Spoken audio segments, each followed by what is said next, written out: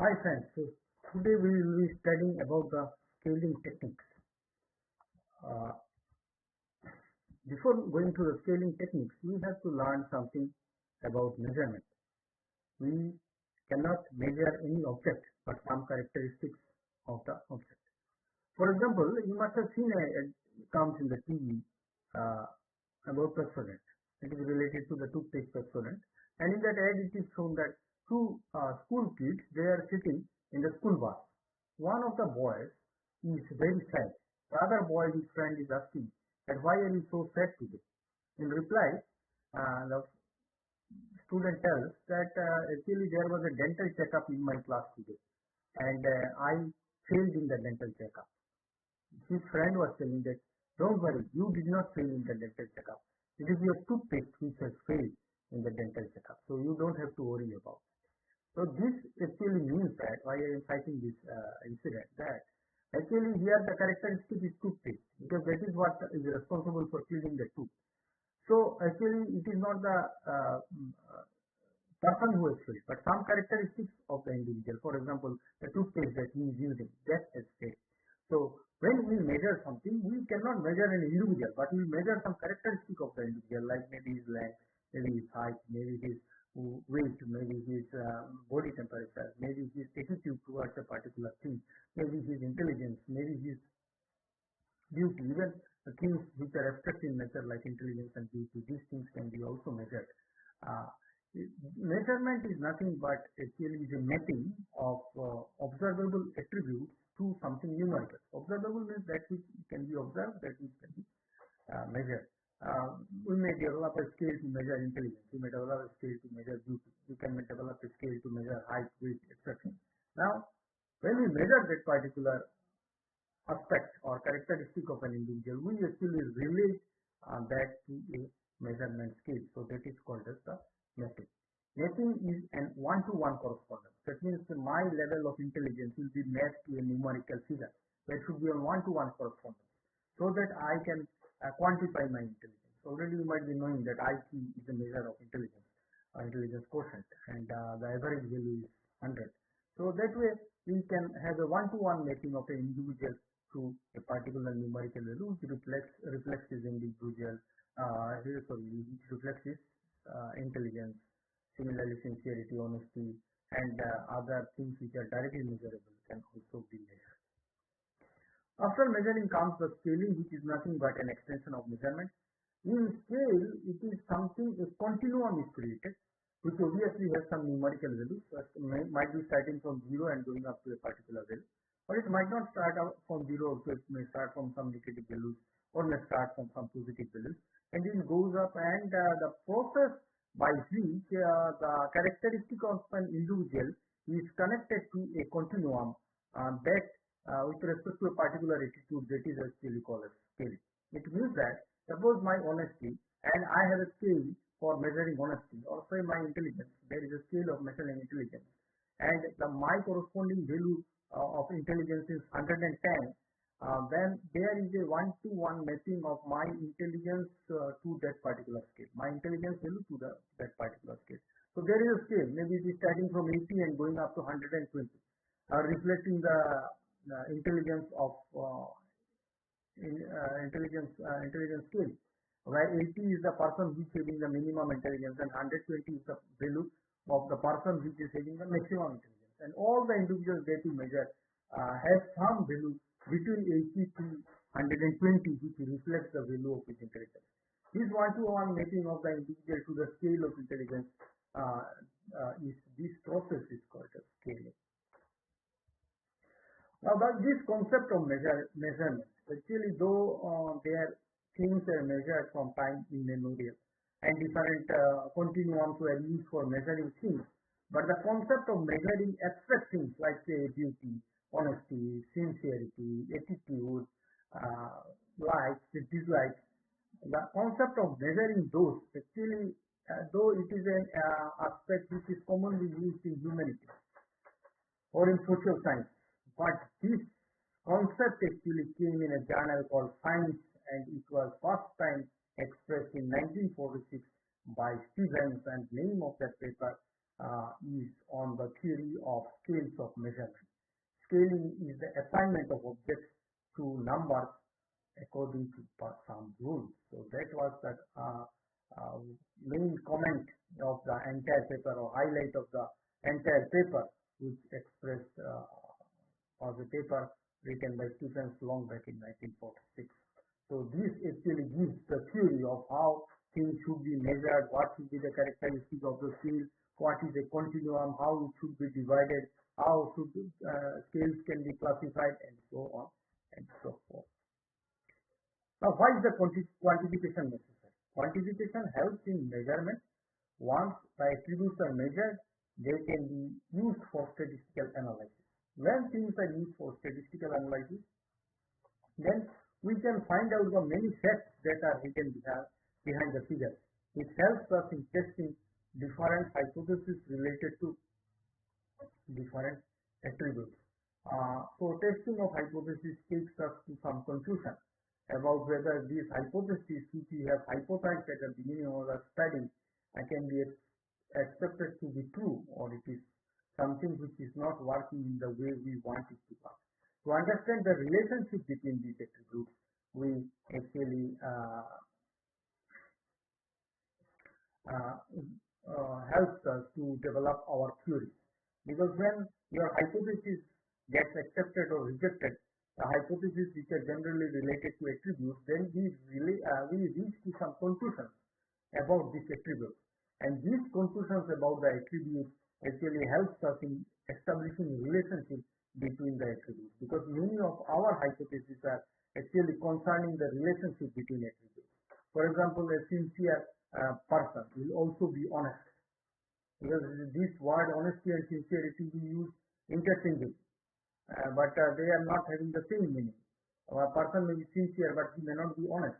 But if we want to measure the honesty as a sincerity, and then if we want to relate that whether honesty relates to sincerity, the honest person will also be sincere. Is that something like that? Or a dishonest person will be insincere simultaneously.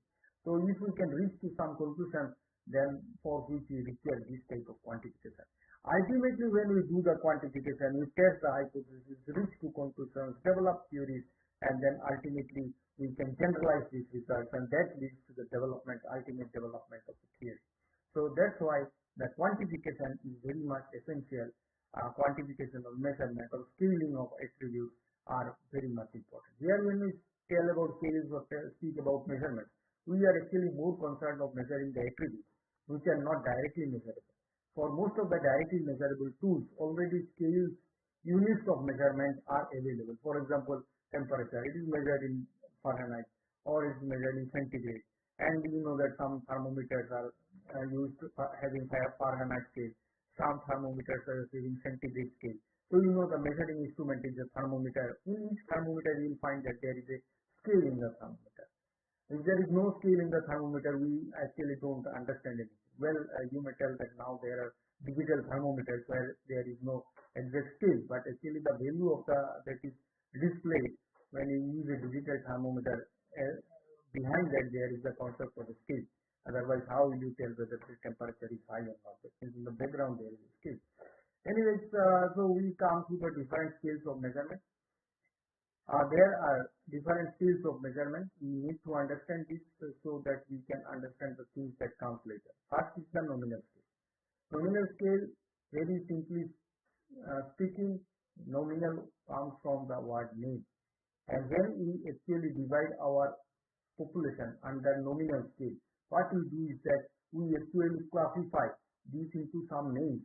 For example, entire population classified by religion. Some people will be Hindus, some people will be following Islam, some Christians, some Sikhs, some Jains, and so on and so forth. So this is what there is a concept here that one individual will follow only one religion, and no person will be there who is simultaneously following two religions. So this is so that means your entire population will get classified into some group under different religion, and there will be no overlap. In simultaneously, one person will not have two different religions at the same point of time. So you can use some numbers corresponding to that. For example, here we have taken an example that 1 representing Islamism, 2 representing Hinduism, 3 representing Jainism, 4 in Buddhism. Now these numbers are only text. They have nothing to do so far as their value is concerned. They are only used as code for the identification of their religion in terms of numbers. They have nothing to do with their order. Like 1 is not more important than 2 or 2 is not double as important as 1. Nothing like that.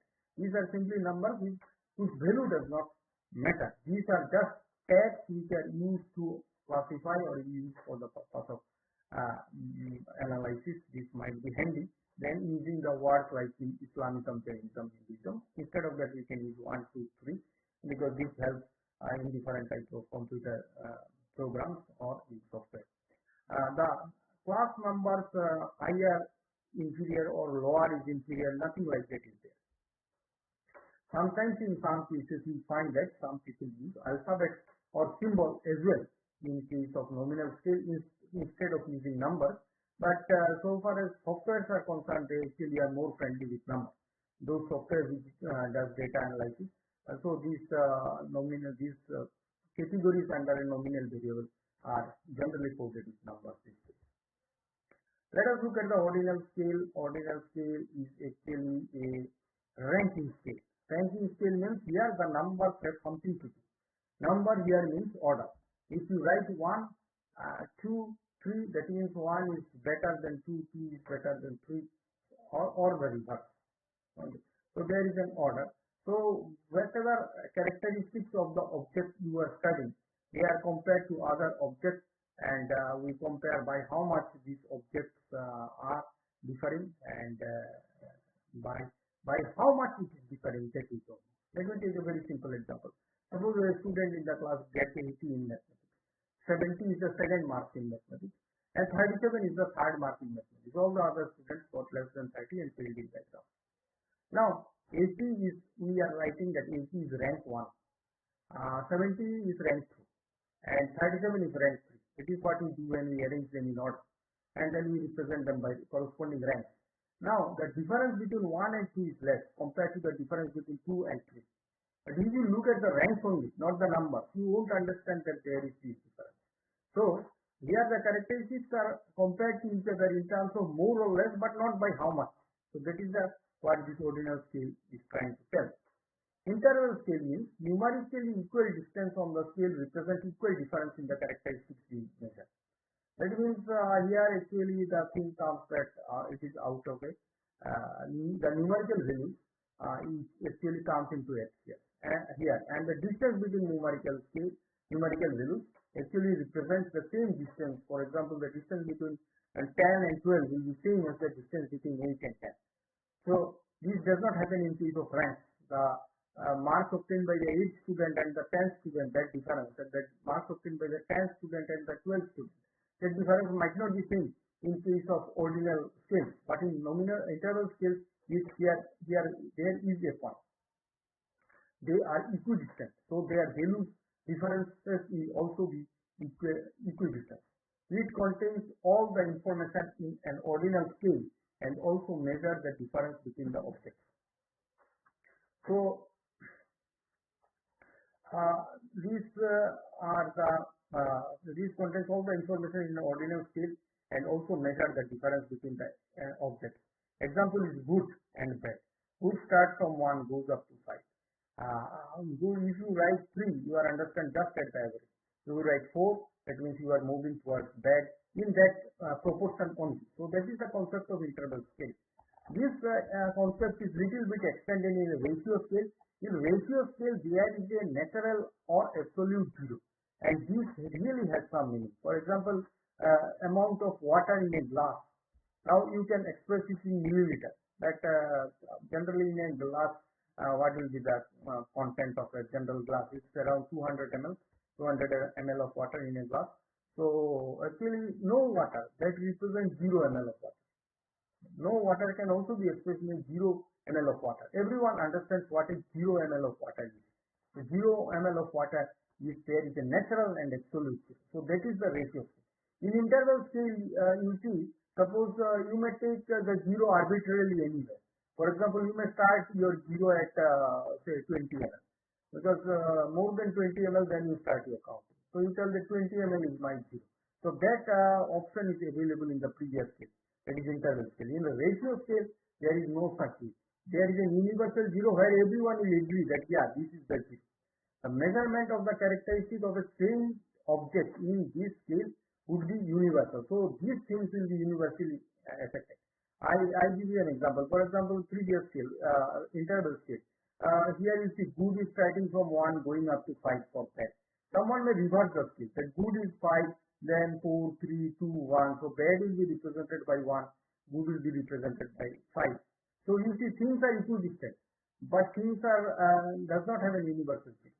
But in case of such scales where there is something to be measured, there is a universal zero which will be accepted by everyone.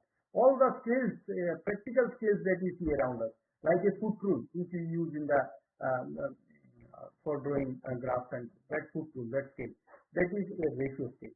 Then if you go to a tailor, tailor will take the measurement of your cloth. Now that is actually a ratio scale because there is a universal zero. Zero has some meaning. Then some of the medicine bottles you will find that they have a cap. In the cap there are some marks that 5 ml, 10 ml, 15 ml. This particular scale there is a universal zero.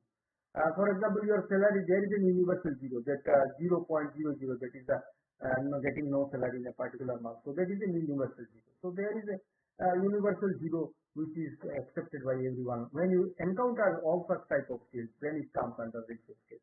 Most of the measuring things distance from your home to your university, say, or your college or your workplace. That distance, that is an universal scale because you know what is zero means. Yeah, zero means that you are at your home. So this concept is called as a ratio scale. Let us take an example of all the 4 scales with the similar type of expression. Like which of the following drinks do you like? Now this is nominal scale because I have given you some options like Coke, Pepsi, Mountain Dew, 7-Up, Sprite, and Thumbs Up. So you are to pick out of this, maybe 1, maybe 2, maybe 3. So you are to name this. So this is a nominal scale. So this has actually very less information. For example, if I say I like Coke, Pepsi, and 7-Up, you don't understand in which order, whether it is 7-Up is more better than Pepsi or Pepsi is better than Coke. A nominal scale cannot give you such a concept. Okay, this is just your preference. Now when you rank them, that is, yeah, there are all these 6 drinks once again appearing, but I rank them. Like Coke is 1, Mountain Dew is 2, Thumbs Up is 3, Pepsi is 4, 7-Up is 5, and Sprite is 6. Then you understand my preference in an order. So that is actually an example of an ordinal scale. Now let us go to nominal scale, interval scale. In interval scale, you have these options that these 6 drinks are there, and there are options like how frequently you purchase each of the following soft drinks. Appropriate position you are to pick. For example, Coke never, Pepsi rarely, Dew sometimes, 7-Up sometimes, Sprite mostly. So then you understand that yes, I understand the order, and also I understand that there is a somewhat like a scale. For example, Pepsi if I think in rare, and Dew if I think in sometimes, then you understand that by 1 unit I prefer Dew to Pepsi. By 1 unit I prefer Dew to Pepsi. So this is the concept that I use. Now if we look at this,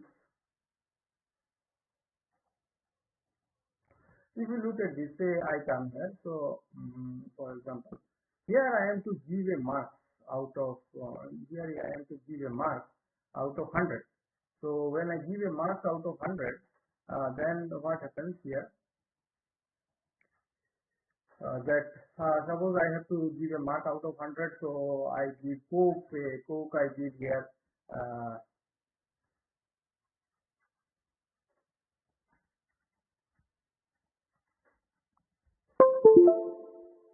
Coke I give here, say total should be 100.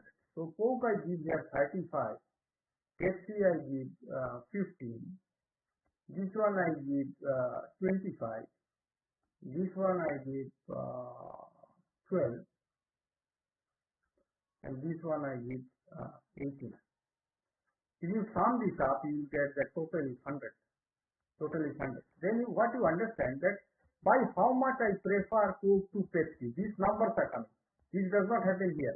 You may tell that okay, this rare is this Coke I am picking rare. There should be a pen somewhere. Okay, okay, here it is.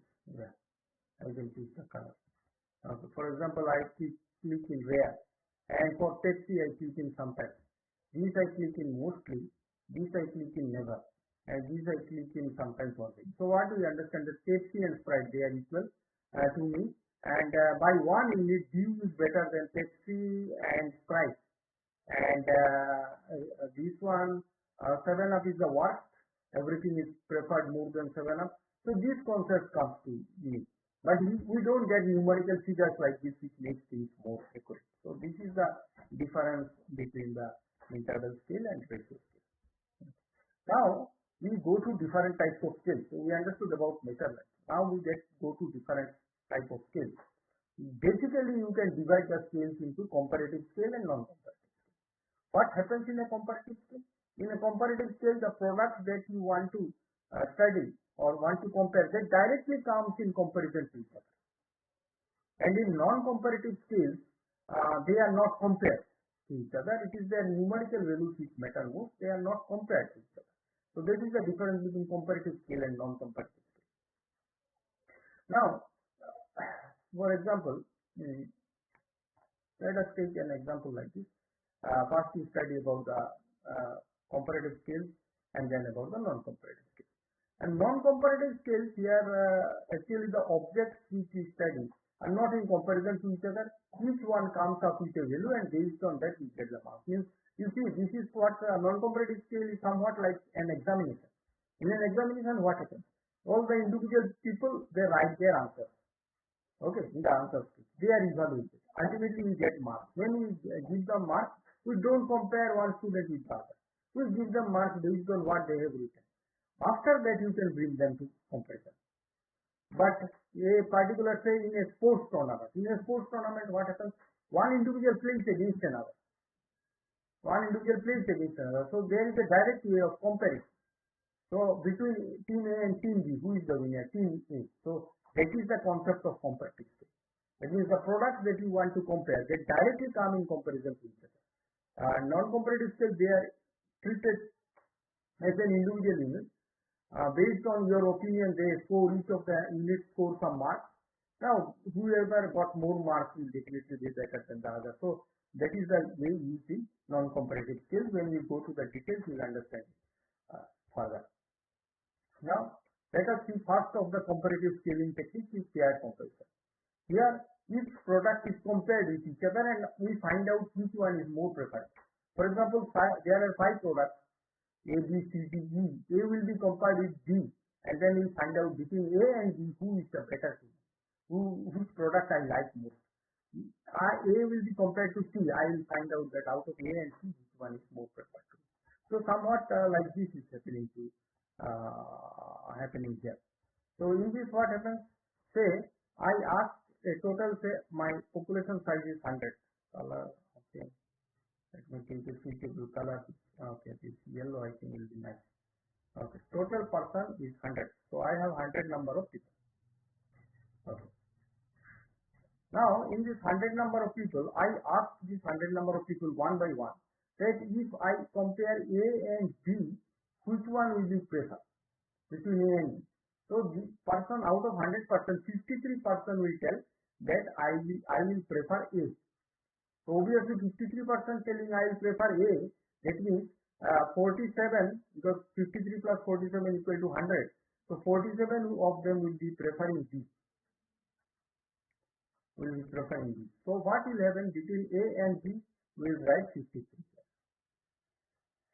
And between B and A, we will write 47. Okay.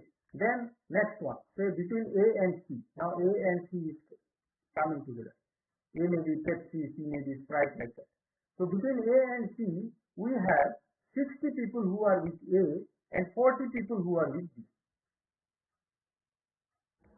So this is here we write 60,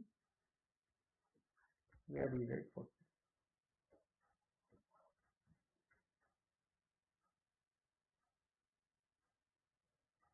Then we compare with A and B.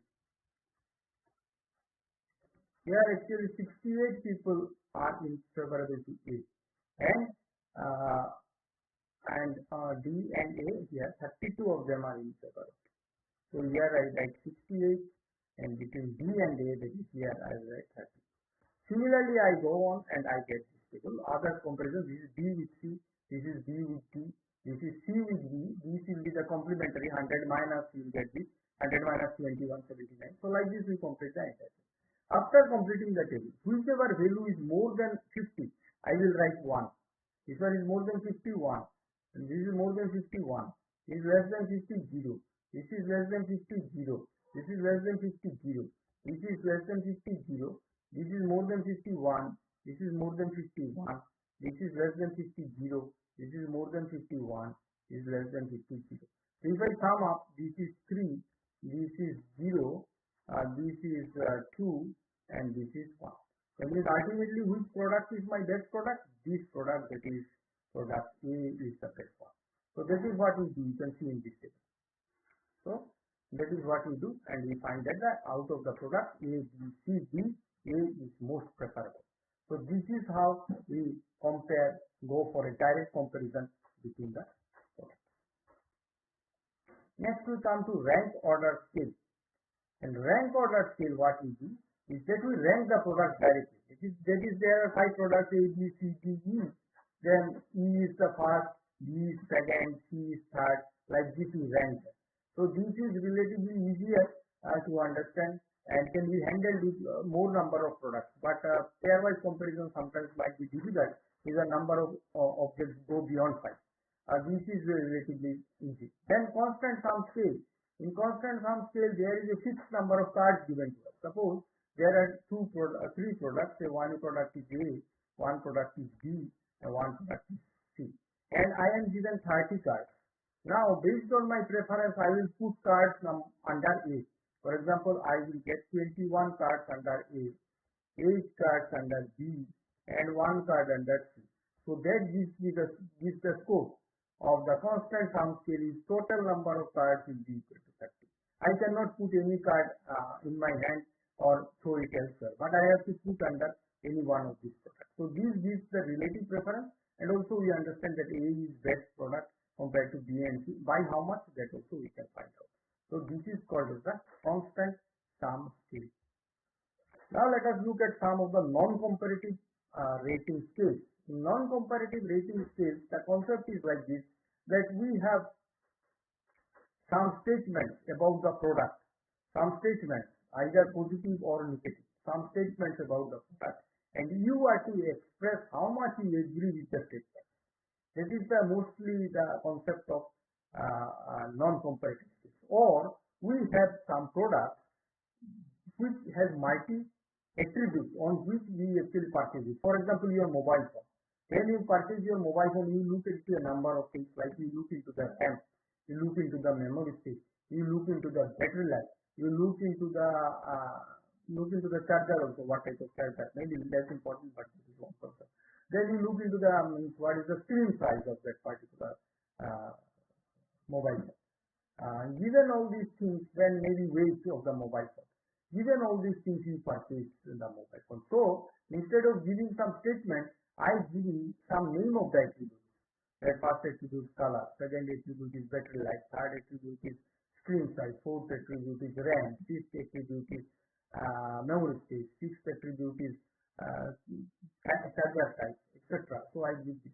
And accordingly, based on your preference, you give some mark, maybe between 1 to 5 or 1 to 10. When I sum up, I get the average score of the mobile phone.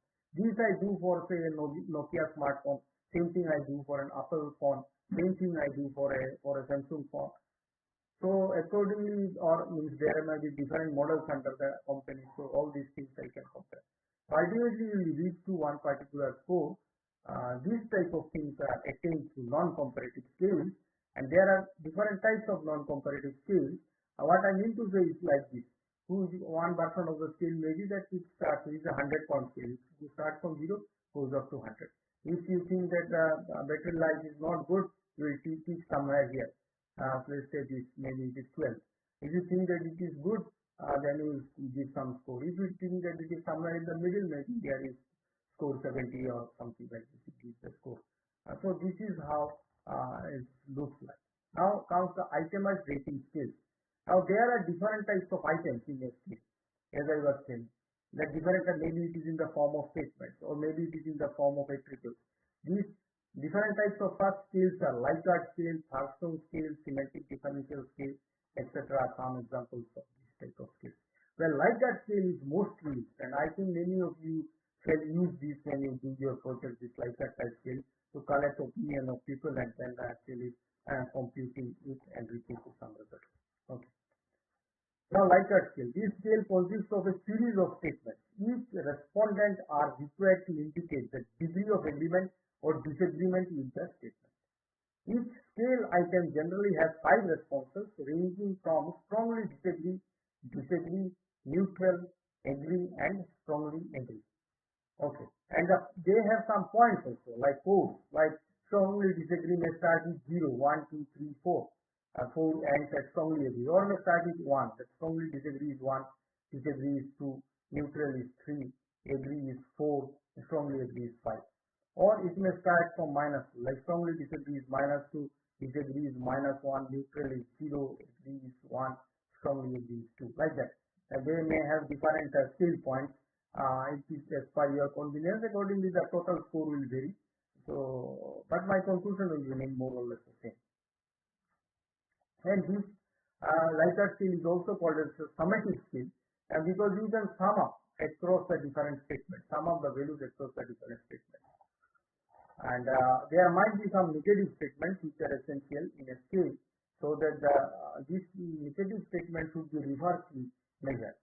The scale is suitable for email, telephonic, and personal interviews. Then comes Thurstone scale. Actually, historically, Thurstone scale was invented much earlier compared to Likert scale.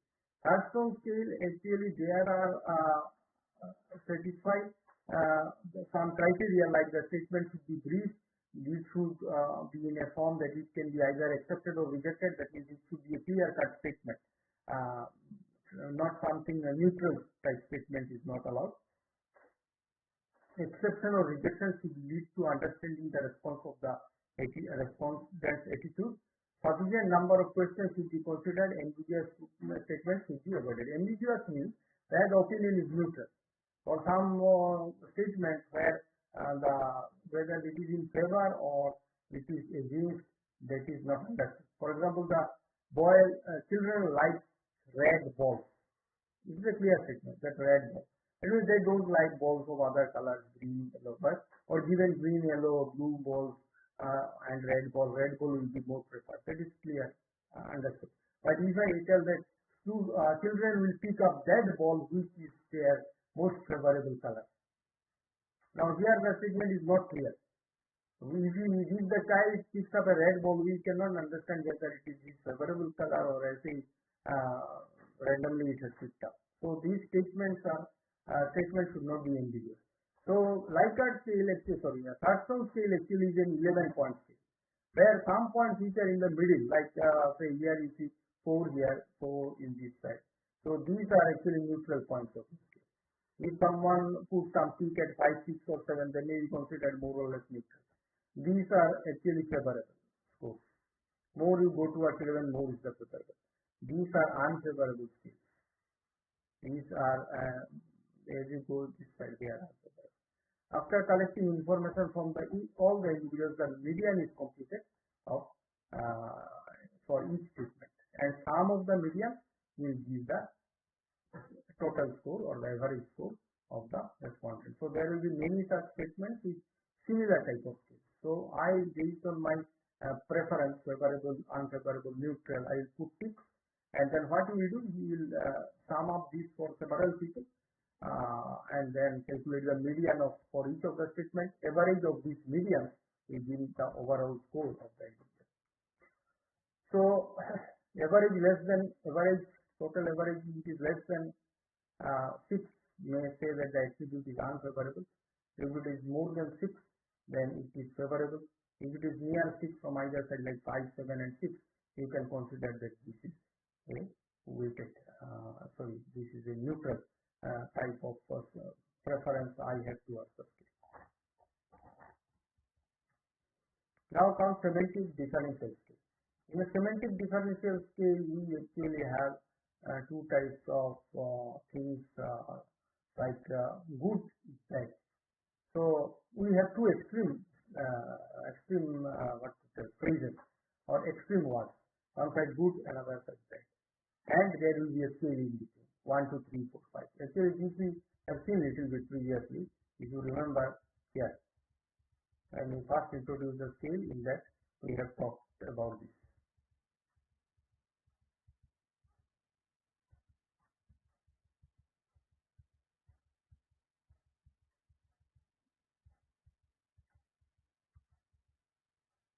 Okay, like this, probability, probably worst, probably best. Now, if you look at these two words, they are actually just opposite words.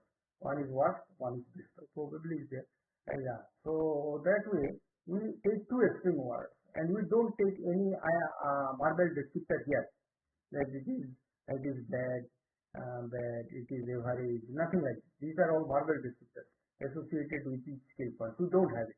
We have two extreme points, and based on that, we actually go forward and make some or put some opinion. For example, we have here there's one scale is called as like a semantic differential scale, like good, bad, cold, warm, and then we have some points.